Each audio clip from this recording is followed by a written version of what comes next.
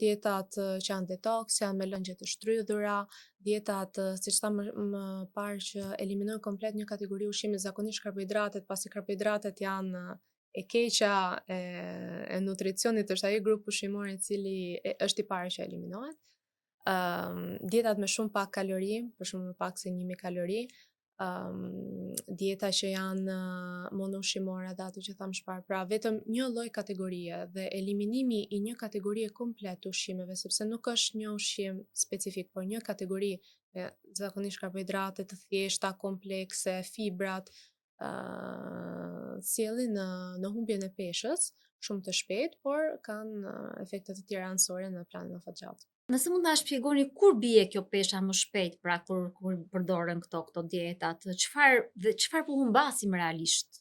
Po, kur përdoren zakonisht me eliminimin e karbohidrateve, që thamë që është gjëja kryesore, karbohidratet janë të lidhura me molekulat e ujit. Domethënë nga ana kimike, karbohidratet ne i ruajmë në trup në formën e glikogjenit dhe glikogeni lidhet me ujin. Pra 1 gram glikogjen lidh 3 gram ujë. Dhe në momentin që ne i eliminojmë në sasi të mëdha karbohidratet, humbim me litra ujë, sepse gjëja e parë që ne humbim është ujë. Dhe në peshore kjo gjë përkthehet në 3-4 kile të peshës së trupit. Pra gjëja e parë që ne humbim është ujë.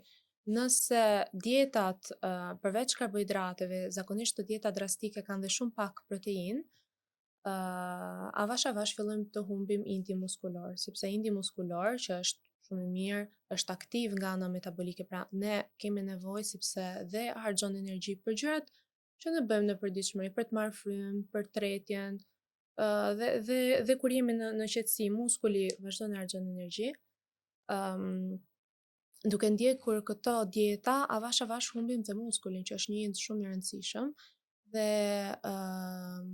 Dhe ndodhemi në një gjendje ku dhjami pastaj merr pjesën më të madhe të përqindjes së trupit dhe avash mund të shkaktoj probleme të tjera, por për ironinë e fatit ti mund të dobësohesh dhe metabolizmi jot ulet, sepse në momentin që ti humb indi muskulor, metabolizmi ngadalsohet dhe fakti që metabolizmi ngadalsohet e bën më të thjeshtë rikthimin e peshës.